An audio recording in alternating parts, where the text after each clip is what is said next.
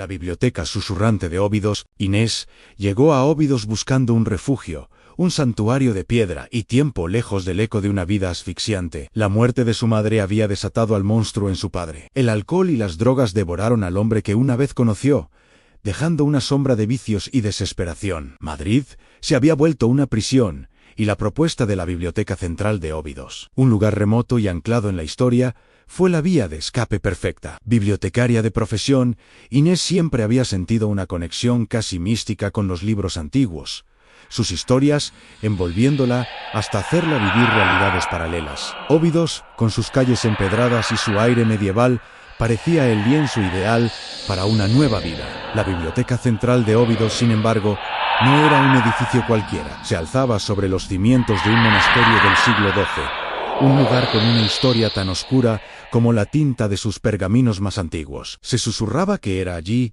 donde los monjes que desafiaban las leyes de la Iglesia encontraban su castigo en mutilaciones, cegueras, lenguas cortadas, bocas cosidas, torturas lentas que los llevaban a una muerte agónica. Un pasado que parecía haberse solidificado en los mismos muros de piedra. El abuelo Alfonso, el anciano y misterioso antiguo dueño de la biblioteca, había insistido en su contratación con una vehemencia que rozaba la obsesión. Alfonso, ciego por causas inexplicables años atrás, parecía ver más allá de lo que sus ojos físicos le permitían. Tiago, su nieto, deambula por los pasillos con la indecisión marcada en el rostro a vender el legado de su abuelo y buscar una vida moderna en Lisboa, o abrazar el peso de esas viejas piedras. Inés se sumergió de inmediato en su labor, con una particular fascinación por el Códice Silente, una sección apartada de la biblioteca que Alfonso le había encomendado catalogar y restaurar. Se decía que contenía textos prohibidos y los diarios de los monjes castigados. Fue en esta sección donde, entre los polvorientos estantes, comenzaron, al principio, eran apenas susurros, murmullos indistintos que Inés atribuía al viento colándose por las rendijas o a la antigüedad del edificio. Pero pronto, esos susurros se volvieron más definidos, resonando directamente en su mente, llamándola, guiándola. Eran voces de una profunda tristeza, pero también de una necesidad imperiosa. A medida que Inés profundizaba en los tomos del Códice Silente, los fenómenos se intensificaron. Los fríos intensos no eran simples corrientes de aire, eran escalofríos que calaban hasta los huesos. Libros se precipitaban de los estantes sin razón aparente, cayendo con estrépito y abriéndose en páginas específicas. Sombras densas y alargadas se materializaban en los rincones, moviéndose con una agilidad antinatural antes de desvanecerse. Inés comenzó a tener visiones fugaces de figuras encapuchadas en el tormento, de ojos vacíos y bocas selladas. Los susurros, ahora más claros,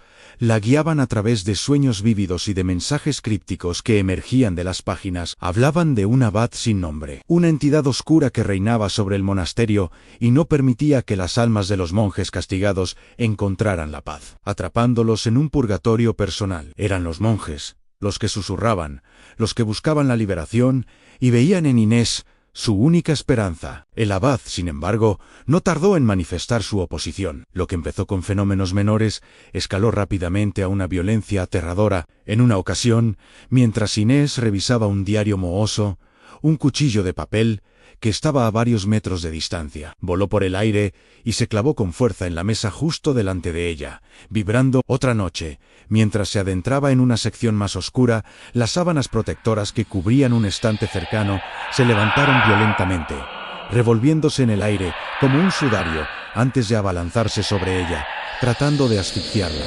Inés luchaba por comprender, por confiar en lo que su mente le decía que era imposible. El abuelo Alfonso, por su parte, intentaba ayudarla, pero sus palabras eran historias y acertijos que a menudo la dejaban más confundida. La luz de la palabra los libera, pero la oscuridad acecha donde la razón se quiebra, murmuraba, su ceguera pareciendo un velo que lo conectaba directamente con el sufrimiento del monasterio. Alfonso había pagado un precio por intentar liberar a esas almas. El abad le había quemado los ojos, dejándolo ciego por su osadía. Tiago, al principio, era el más escéptico. Atribuía los ruidos a la estructura vieja del edificio y la creciente ansiedad de Inés a su propio pasado traumático.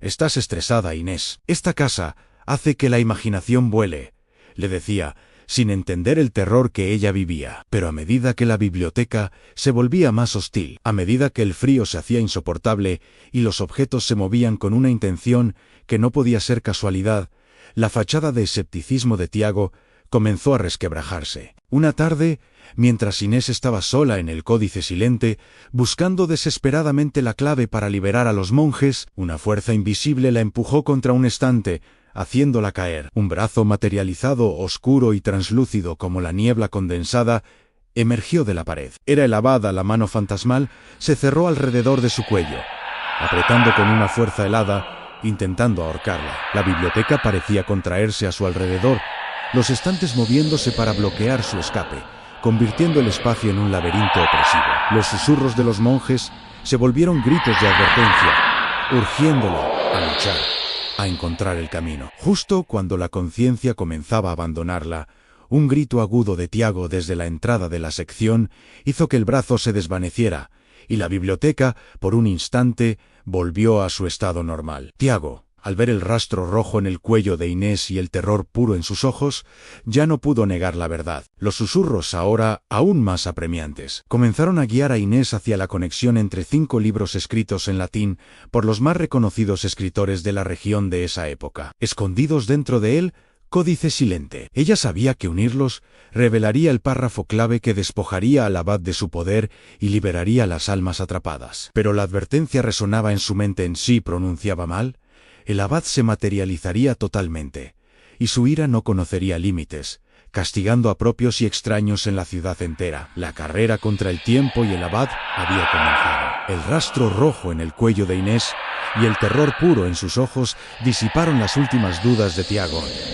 Ya no era un escepticismo cómodo, sino una confrontación brutal con lo imposible. Su rostro, antes marcado por la indecisión, ahora reflejaba una mezcla de miedo y una determinación incipiente. Los susurros, ahora no solo en la mente de Inés sino casi audibles en el aire, se volvieron desesperados. Guiaron a Inés hacia los 5 libros, uniendo fragmentos de una verdad oculta. Los monjes, voces incorpóreas de desesperación, la urgían a encontrar las conexiones. Cada día era una carrera contra el tiempo. Tiago, dejando de lado sus sueños de Lisboa, se convirtió en una pieza crucial en el laberinto. Su mente lógica, aunque aún lidiando con lo sobrenatural, le ayudó a Inés a organizar la caótica información que los susurros y los acertijos de Alfonso le ofrecían. El abuelo Alfonso, desde su sillón, con sus ojos ciegos fijos en un punto lejano, soltaba frases enigmáticas que, aunque frustrantes al principio, revelaban ser claves cruciales. El principio y el fin de la penitencia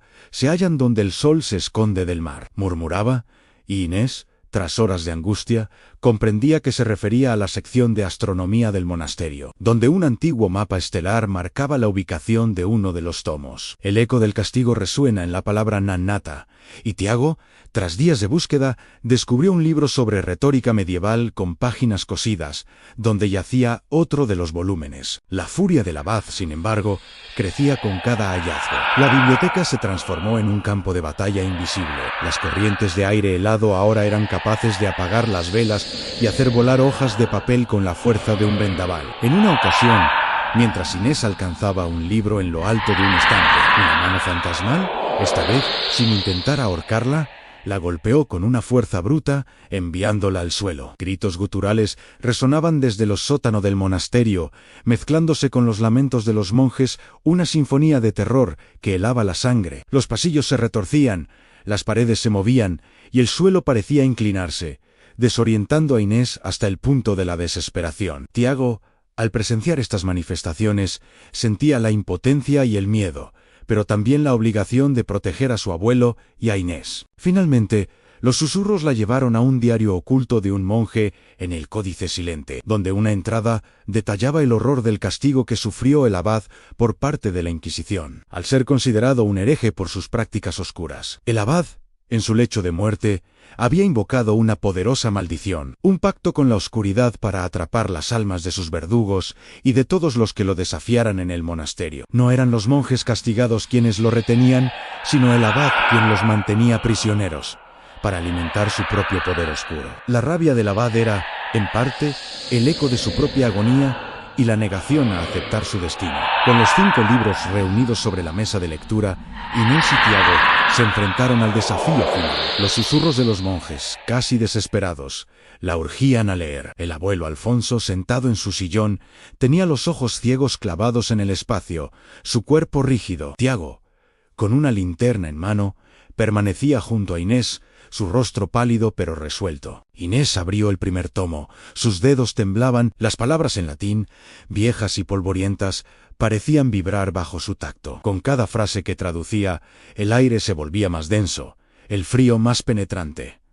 Fragmentos del párrafo comenzaron a emerger. Spirites, ligatus, liberare. Aeternum. El abad no iba a ceder sin luchar. Las luces de la biblioteca parpadearon y se apagaron, sumiendo el lugar en una oscuridad casi total, solo rota por la luz de la linterna de Tiago y la débil luz del día que se colaba por las ventanas. Los libros volaron de los estantes con la fuerza de proyectiles, algunos impactando contra las paredes y rebotando peligrosamente cerca de ellos. Un grito desgarrador llenó la biblioteca, un alarido de furia y desesperación que parecía venir de todos lados a la vez. Mientras Inés unía las últimas palabras, el brazo fantasmal del abad se materializó de nuevo, esta vez con una forma más definida. Sus dedos translúcidos y huesudos intentando arrebatarle el último libro de las manos. Tiago reaccionó instintivamente, usando un atril pesado para golpear el brazo, que se desvaneció con un siseo, pero el impacto lo hizo caer al suelo. Inés, con el corazón martilleando, encontró la última conexión. Las palabras finales del párrafo se revelaron ante ella. Exaites tenebris, ed luciem aeternam. Tomó una respiración profunda. El abad había comenzado a materializarse completamente en el centro de la sala. Una figura alta y encapuchada, apenas más que una sombra densa, pero con el brillo de unos ojos rojos y furiosos. El aire se saturó con un olor a azufre y muerte. Con la voz temblorosa pero firme, Inés comenzó a recitar el párrafo. Spirites ligatus, liberare, aeternum exaites tenebris, ad luciem aeternam. Cada palabra que Inés pronunciaba era como un golpe para el abad. La figura sombría se retorcía, emitiendo alaridos de dolor y rabia que hicieron temblar las paredes. Los lamentos de los monjes, que antes eran un coro de sufrimiento, ahora se alzaban en una sinfonía de esperanza. La luz del día que entraba por las ventanas se intensificó, bañando la sala en un resplandor dorado. Al pronunciar la última sílaba, un estallido de luz blanca inundó la biblioteca. El abad lanzó un último grito gutural de pura furia y desesperación, y su figura se desintegró en una nube de ceniza oscura que fue arrastrada por una ráfaga de viento helado. El silencio que siguió fue absoluto, un silencio profundo y tranquilizador que nunca antes habían experimentado en la biblioteca. Las almas de los monjes, ya no atadas, se elevaron como volutas de humo claro hacia el techo, susurrando ahora, no lamentos, sino palabras de gratitud antes de desvanecerse en la luz. El abuelo Alfonso, en su sillón, dejó escapar un suspiro de alivio, una lágrima solitaria rodando por su mejilla. Por primera vez en años, su rostro mostraba una paz genuina. Tiago, aún en el suelo, miró a Inés con una mezcla de asombro, miedo y una profunda admiración. La biblioteca central de Óbidos volvió a ser solo un edificio, un lugar de libros y silencio. El frío intenso se disipó. Las sombras ya no danzaban con malicia. Inés había cruzado el umbral, no solo de lo desconocido, sino de su propio pasado. La liberación de las almas la había liberado también a ella de sus propios demonios, de la oscuridad que la había perseguido desde Madrid. Los días siguientes, Óbidos respiró una nueva calma. La biblioteca, despojada de su presencia opresiva, se sintió ligera, casi acogedora. Inés no podía negar lo que había vivido. La experiencia la había marcado profundamente, pero de una manera que la empoderó, no que la atormentara. Su visión del mundo había cambiado. La vida no era solo lo tangible, y la esperanza podía encontrarse incluso en los rincones más oscuros. El abuelo Alfonso, aunque seguía ciego, parecía haber recuperado una vitalidad perdida. Su sabiduría, ahora sin la carga de la maldición del abad, era más clara y consoladora. Tiago, por su parte, se despidió de sus planes de Lisboa. La biblioteca, ese lugar que antes veía como una atadura, ahora era un legado, un testimonio de la historia y, para él, del valor de Inés y de la fuerza del espíritu humano. Decidió quedarse y aprender de su abuelo, comprometido con la preservación de la biblioteca y de sus secretos ahora pacificados. Inés se quedó en Óbidos. La biblioteca, que había sido su refugio, se había convertido en su hogar. Ya no le encantaban solo los libros. Ahora entendía sus ecos, sus susurros, las vidas que contenían. Su propia historia de terror se había transformado en un testimonio de resiliencia. A veces, en las noches de viento, le parecía escuchar un murmullo lejano, una reminiscencia de los susurros de los monjes, pero ahora eran un eco de paz, un recordatorio de que había ayudado a cruzar el umbral a quienes lo necesitaban. La bibliotecaria de Madrid había encontrado su propio descanso en Óbidos, un lugar donde el pasado había sido sanado y donde las historias, finalmente, podían descansar en paz.